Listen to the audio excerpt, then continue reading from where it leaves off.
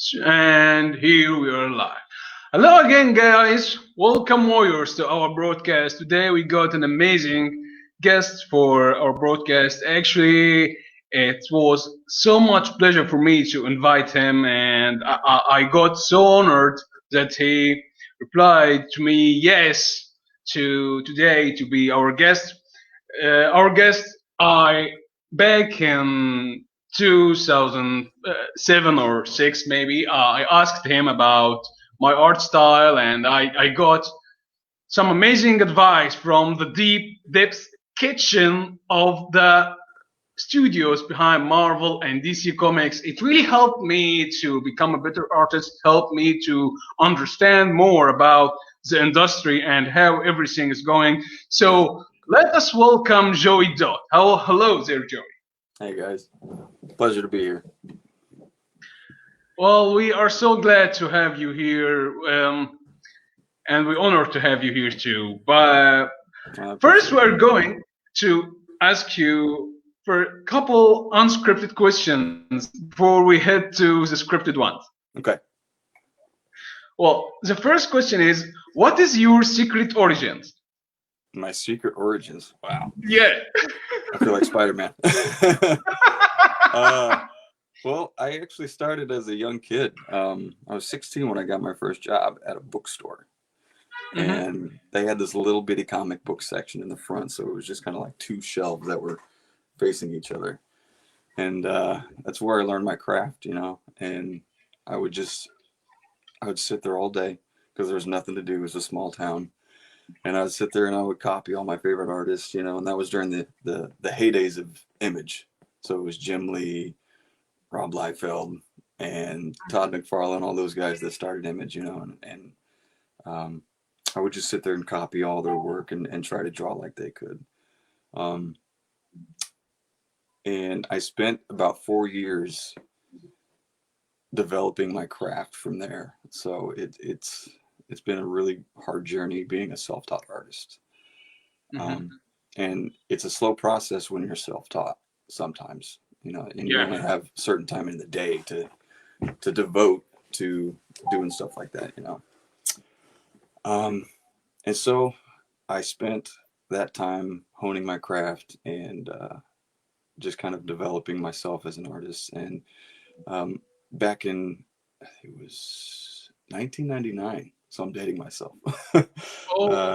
that I went to my first convention, and it was Wizard World Chicago. And I met this dude who was trying to break into comics at the time. You may have heard of him, Dustin Nguyen. He's a pretty big artist right now, but he was trying to break into comics at the same time.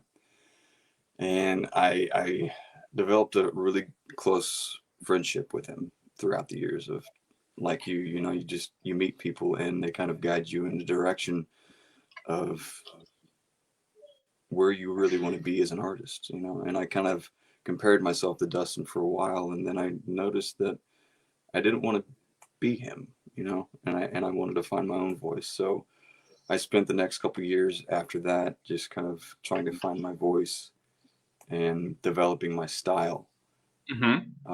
So in 2002, I drove out there with Dustin to Philadelphia, and we went to Philly Wizard World, and that's where I got my first break.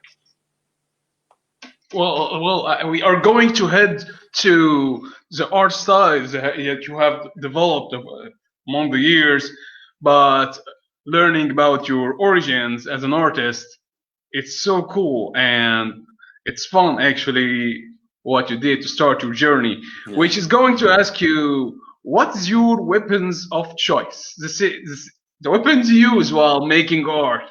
Well, I started as a traditional artist, back in the day we wouldn't have digital or anything like that. So it was a straight pencil. I used a light box during a lot of my stuff because what I would do is, as I would create a page, we would lay it out, and I would draw these little tiny thumbnails, about this big. And then I would blow those up, and then I would sketch over those and do tight lines. So I would do a lot of it just all traditional, and it took a lot of time. And nowadays it's so easy with digital, the new digital era. to finish a page in a lot less time because you don't have to deal with all that. So you could actually ink the page yourself after that, and it's a lot quicker. So I was a traditionalist starting out, and I was actually a classically trained oil painter. So that kind of moved me into a direction of concept art after that. So it was really fun. So traditional is more comfortable than digital. It's far more important, actually. Yeah, because if you don't have a strong foundation to build upon, you know, your house is going to crumble. So if that's probably the biggest takeaway I would say is you got to have a strong foundation as an artist. Now I'm talking like your perspectives, your value, your anatomy. Anatomy would be the most important, I think, because you're drawing figures all day long. It's the most important thing among all to comic artists. Yeah, and you can do that just by, you know, draw your friends sitting there on the couch or something, and just really get how folds interact with clothing and the way a hand rests upon something. It's really important to have that grounding nature of things so it can look like it's supposed to inside of a environment. You know what I mean? So what is your secret identity? Every artist or writer have a secret identity. If I didn't be an artist, I would have been a chef. So what would Joey do? If I wasn't an artist? Yeah. A farmer. Oh, that's weird. Probably. I love the garden. It's a side passion of mine. Permaculture, really. It's getting to know your environment around you and using the land to work in your advantage. You know, and knowing your herbs, knowing your plants that are just around your yard. How many medicines are there that you don't even realize that are sitting in your front yard? It's incredible. Yeah. Well, that's fun indeed. Do you play video games? I do. Yeah. So I'm a huge nerd. I'm a PC guy. So. So when you play video games, are you a villain or a superhero? Always superhero. Always. Yeah. Always? Yeah. Okay, so we are heading to the first thing about challenges you face as an artist. Well, there's a lot of challenges. Creative blocks is a big one. Sometimes you see something in your head and you just can't get it out on paper, you know, and it doesn't come out quite the way you want it to. Deadlines would be another one because you're drawing like 16-hour days trying to finish a page. Sometimes clients can be a big block because they don't really know what they want. You know what I'm saying? You give them a couple different ideas and they're like, you could go this direction, and you try to do that, and you do that, and they're like, well, let's go back to the other thing, and it can be a big back and forth. It's a battle. I know what you're saying. I know what you're saying. And balancing family life with work. That's a tough one. I got 3 kids. So trying to be a dad, you know, and cutting out that time with them is very important for me. So how do you control your day between your work, your art, your life, your family? Well, I kind of block it out in segments. You know, I'll spend the morning drawing for a few hours. And then the kids will get up and do their thing, get all crazy, clean the house, do the dad thing. And most of the time when they go to bed, I'll do a lot of my work. So I'll spend about 6 hours in the evening and try to hammer everything out in that 6 hours. So, yeah. Well, I know it's hard for most of us to control their day and control their lifestyle. It's a weak point to most artists, even the stars one, even the big one in the industry. So it's cool to know how you are separating each part of your day and understanding the segments as you are just said. Sure. And like sometimes I've seen artists that actually make their own schedules. Like they'll put an allotted time inside of a little box and they'll give themselves time for layouts, time to draw each panel, and it's I think I learned that from Phil Hester. Phil Hester has a Mhm, really good work ethic when it comes to stuff like that. He's one of the best storytellers in the industry. mhm. Yeah.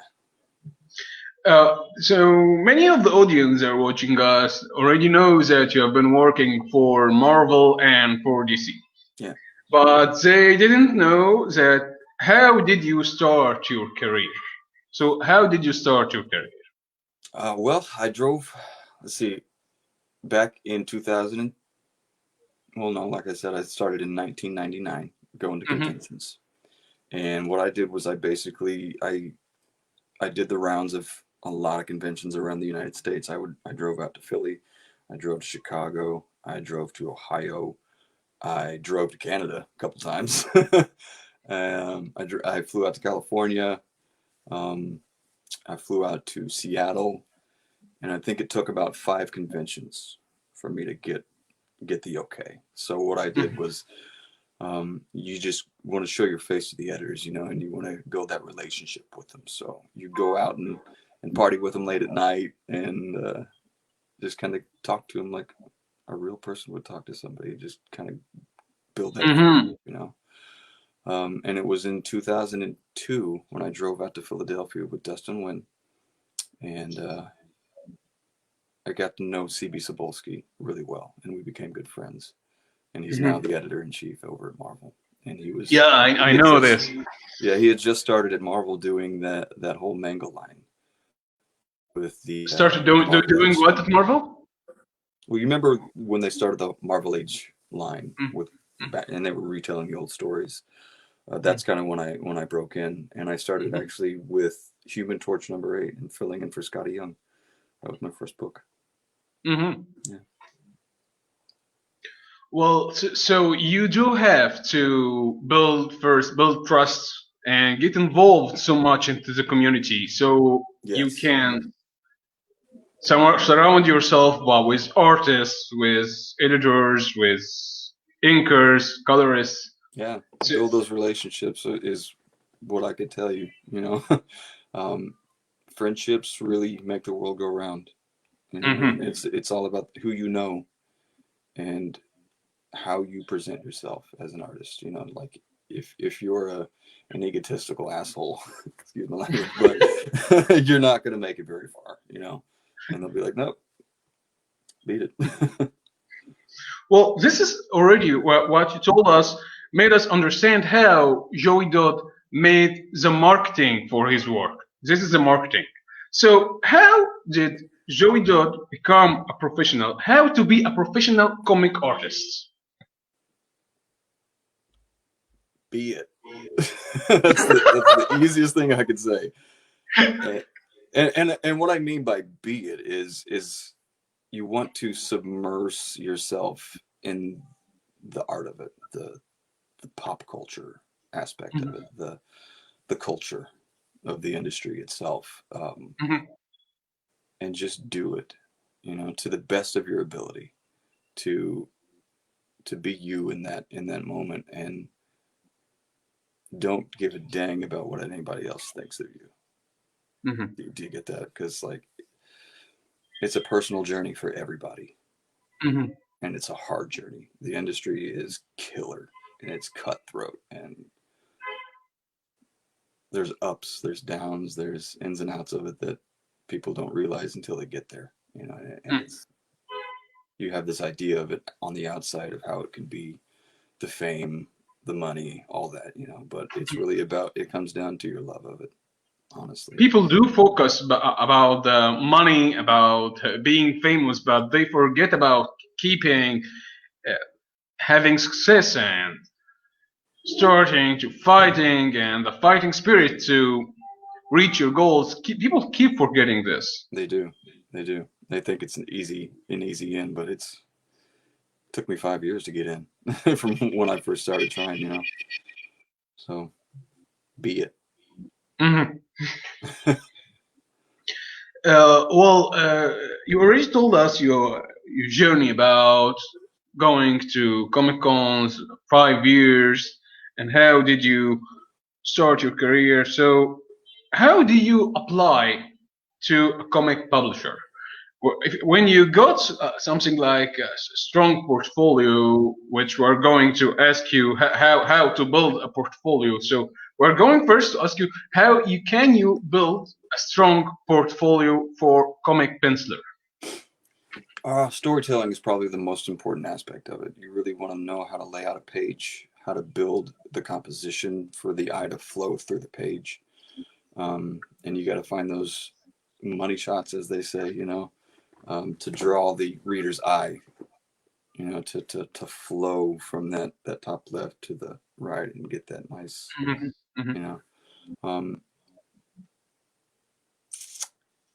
Foundations, again, I'm going to go back to, you got to have that strong foundation of anatomy. They want to see your ability to draw foreshortened angles and really high impact mhm, scenes. So you really want to focus on building. I just feel like I'm repeating myself after this. um,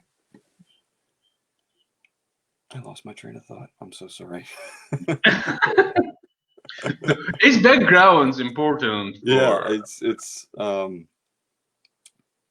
what I okay. Let me just say this. What I did was they want to see you focus on one aspect. So if you're going to be a Mhm, penciler, mhm, show them pencils.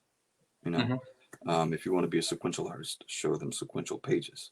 If you want to be a cover artist, show them your illustrations, your ability to command color, to command the reader, just to tell a story in a single image, mhm, something that's high impactful and graphic. mhm, Um, so to focus that laser on what you want to be, mhm. and really dedicate a lot of your time to developing that skill. Hmm. Well, I got a saying back in the days that I heard from an editor, and I wanted to discuss it with you, that editors like to look at hands and legs more than faces. I wish somebody would have told Rob Liefeld that.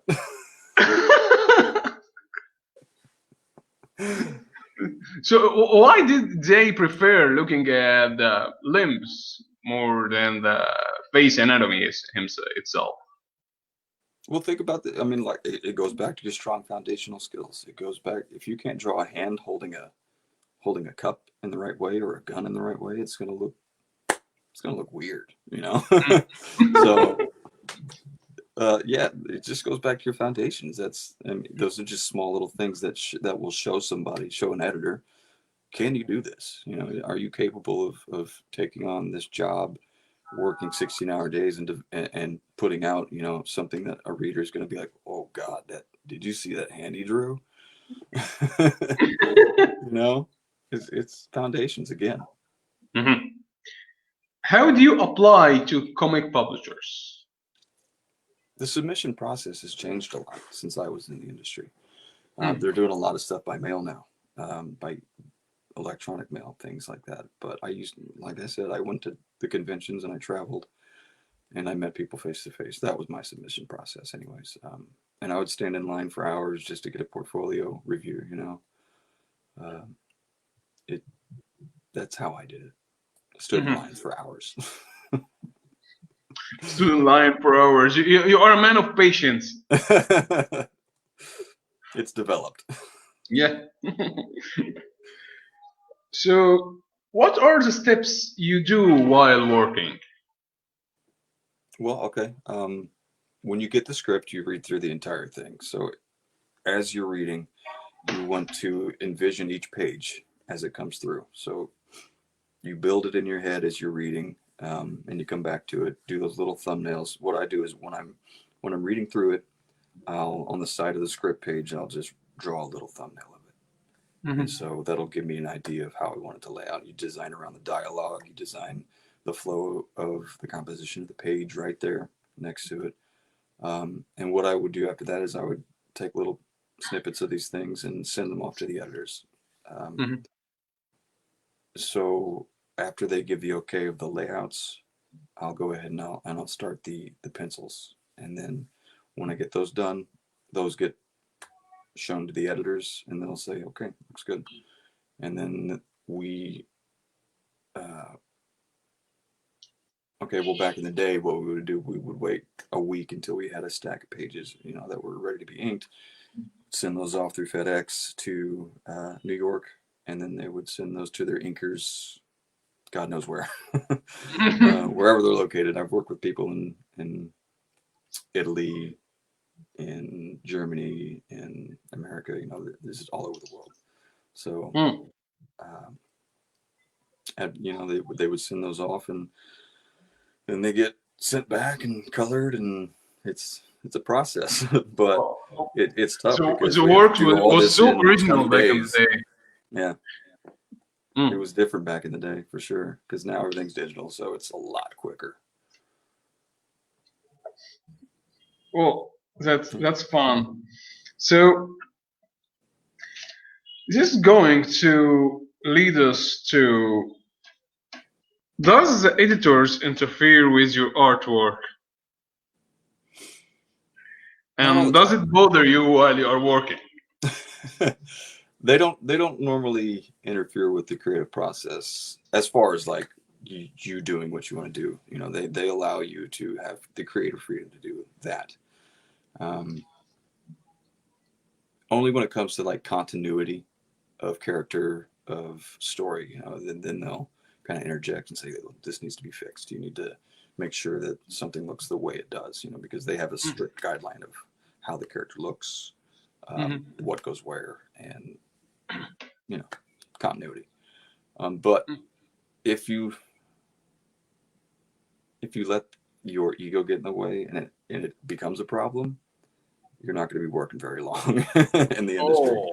So you need to check that at the door before you become an artist in the industry, because there's no place for your ego.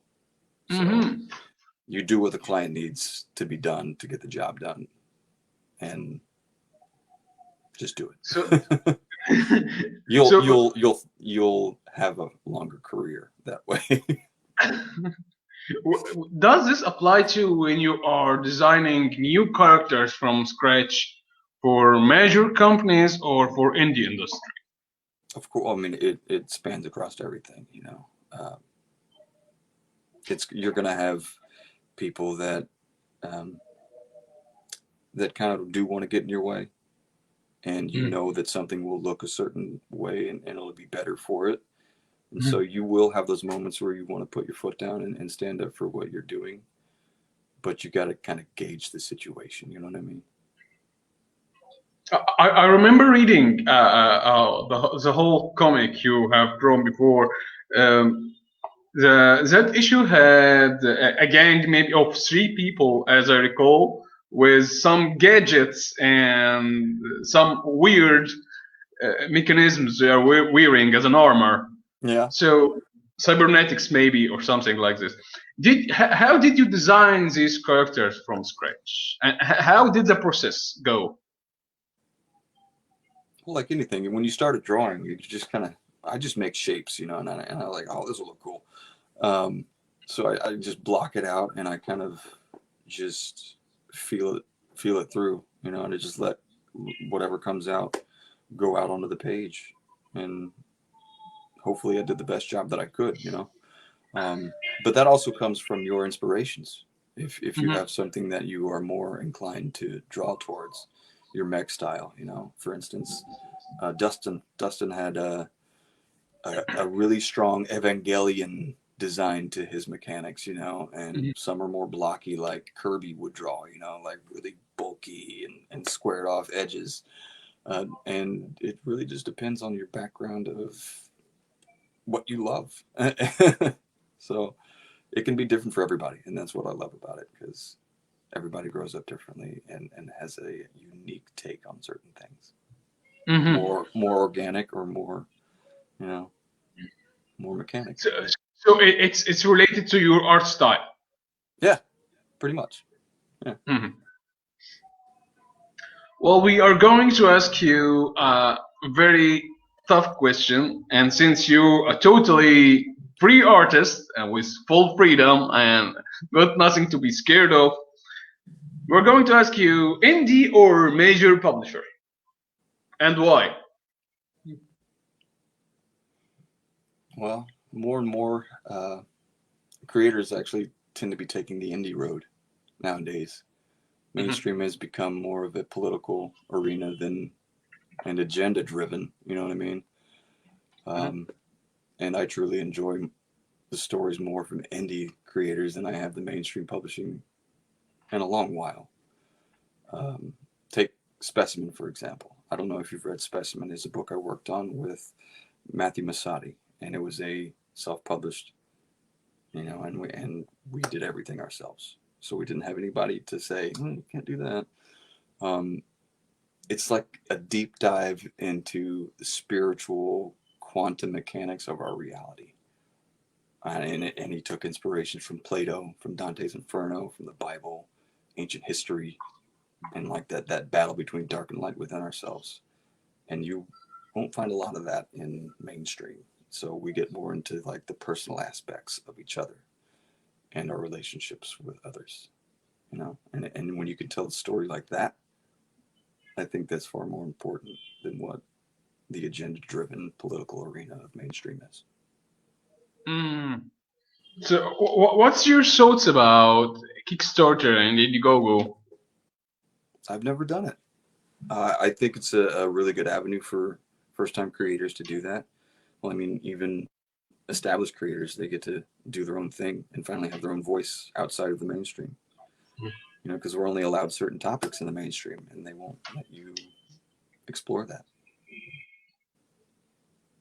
Well, that's we will be waiting for your release of your title on Kickstarter or Indiegogo.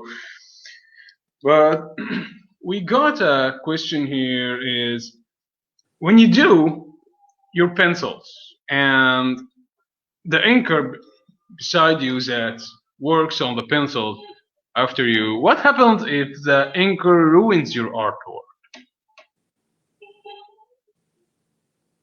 Sometimes, like I said, sometimes you just got to let your ego go, and yeah, it's going to bug you. It's going to really bug you some days. But that's why you need to find somebody who can communicate with your art in that sense. You know what I mean? Adding a depth that probably wasn't there before, because pencil lines can only do so much. They're kind of flat in that sense unless you sculpt them yourself, and a lot of the times you don't have that time to do that. So when I was doing Human Torch #8, I really didn't like the way my pencils were looking, and I hoped that my inker would finish the job well, and it was Derek Friedolfs. Derek Friedolfs was inking my first work with Human Torch. I was lucky to have him, because he's one of the greatest inkers in the industry, one of the greatest writers in the industry right now. He had that ability to bring the line weight to life, and he was just so good at it. So having a good inker is tantamount to having a finished good page. Yeah. So there is a question about your art style. Well, I have been reading your works back in the day, and I noticed a lot of big changes between the art style you did with the Hulk and the art style you did with Nightwing, and a couple titles after that. So, how did you change your art style from this simple cartoonish art style to this kind of you did like a darkness version of Joey Dodd when you worked on Nightwing? So how did you change like this from this style to this style, and why did you change it like this? That's a really good question, because that was actually a personal battle of mine when I was younger and breaking in and trying to find my own voice. With the Marvel Age and Human Torch, I had to I had to adhere to a certain style, more of a kid-like cartoony. You know how Scotty Young drew all of his stuff very bubbly and animated, which was actually a totally different style than he's doing now. You know, so it's basically what I had to do was emulate somebody else's style in that process of what I was doing. So it really wasn't myself yet, you know, and I was still trying to find my voice in the industry. And that's actually why I kind of got out of comics in that sense. Because when I got hired with Hasbro, I could be anything I wanted. You know, I could design what I wanted. I could have my own style. It didn't matter if I adhere to one style or not. I could do everything. You know, I could do cartooning. I could do realism. I could do it all. And I didn't want to pigeonhole myself into this one style and be known just for that one thing. I wanted to have this broad expanse of skill set. And so that's what happened. I focused mainly on being everything and nothing.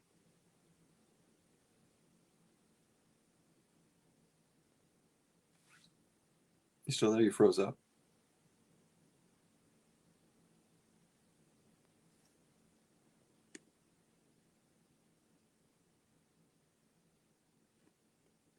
Uh-oh.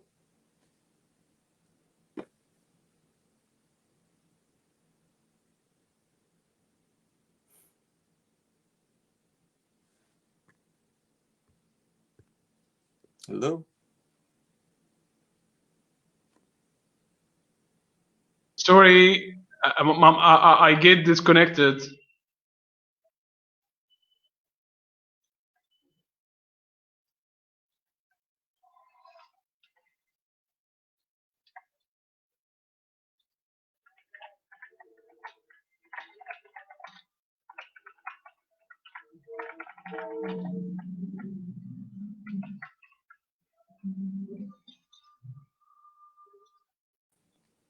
Sorry, I got disconnected. All right, sorry.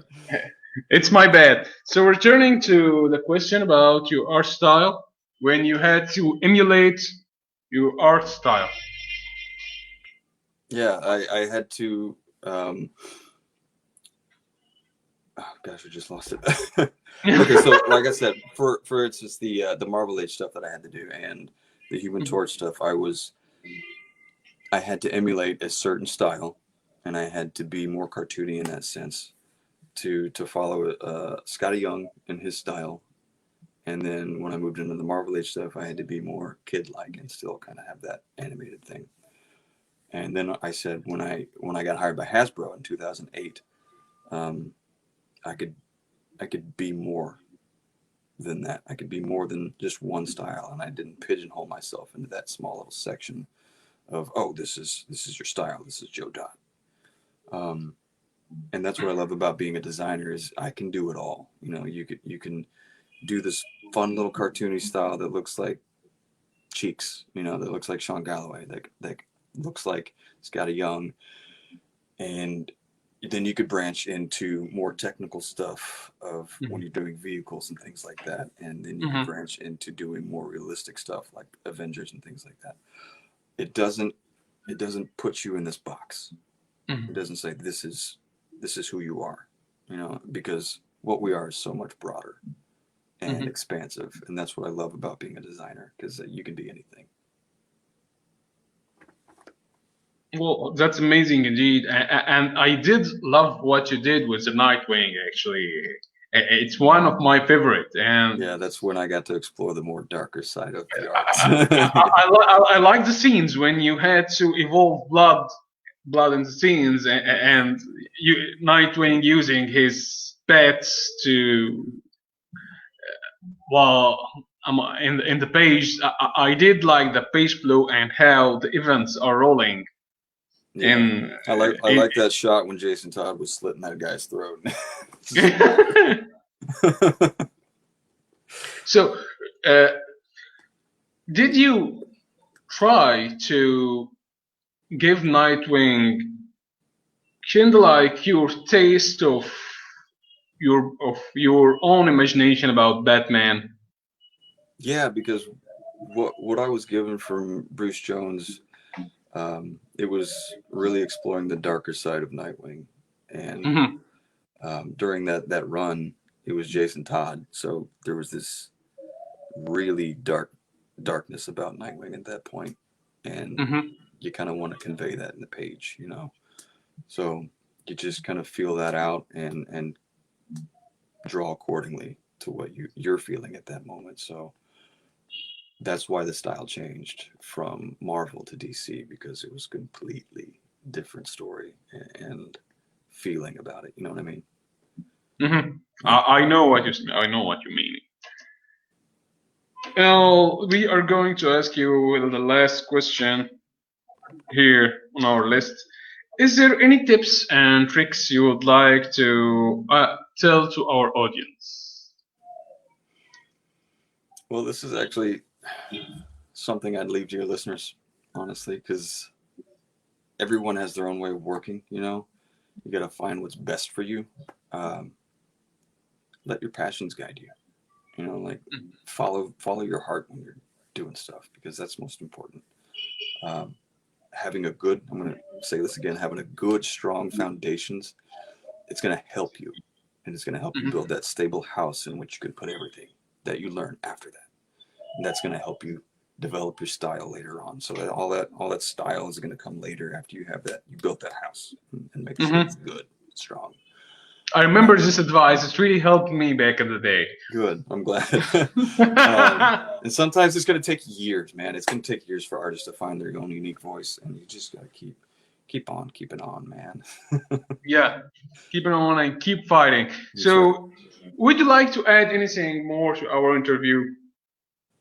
I don't know, man. Do what you love, and if it makes you happy, you've done something pretty well with your life. You know, because there's a lot of people out there that don't get to do what they love, and they're Mm, working hard jobs and they're killing themselves. And if you can have that blessing to be an artist and make money at it, you're doing good. so do what you love and you work what you love and you won't be working for a single day in your life. Exactly. Well, many thanks to you, Joey. We Thank actually you, I Andrew. enjoyed talking to you so much. I We did too. learned so much from you, and I had a lot of fun, and so did Me my too. our audience. Thank you for So, having me. I appreciate it. thank you for being with us today, and looking forward to be talking to you again in the future. I hope so too, man. Talk to you later. Well, later. Bye. Many thanks to you guys, and many thanks to you, Joy. Goodbye.